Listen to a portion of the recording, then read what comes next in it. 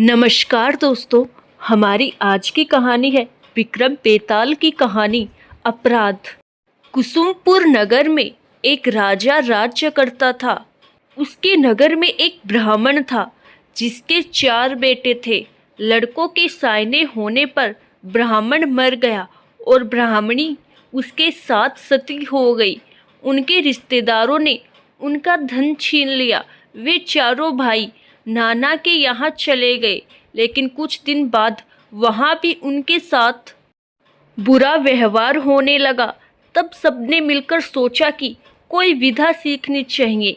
यह सोच करके चारों 4 दिशाओं में चल दिए। कुछ समय बाद वे विधा सीखकर मिले। एक ने कहा, मैंने ऐसी विधा सीखी है कि मैं मरे हुए प्राणी की हड्डियों पर मांस चढ़ा सकता हूँ। दूसरे ने कहा, मैं उसके बाल और खाल पैदा कर सकता हूँ। तीसरे ने कहा, मैं उसके सारे अंग बना सकता हूँ। चौथा बोला, मैं उसमें जान डाल सकता हूँ। फिर वे अपनी विधा की परीक्षा लेने जंगल में गए।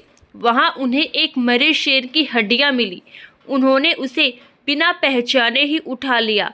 एक ने मांस डाला, दूसरे ने खाल और बाल पैदा किए, तीसरे ने सारे अंग बनाए और चौथे ने उसमें प्राण डाल दिए। शेर जीवित हो उठा और सबको खा गया।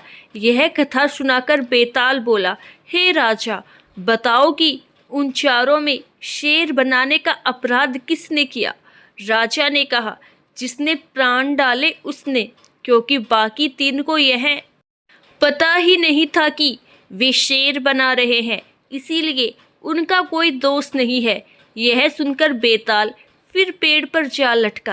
राजा जाकर फिर उसे लाया। रास्ते में बेताल ने एक और नई कहानी सुनाई। धन्यवाद।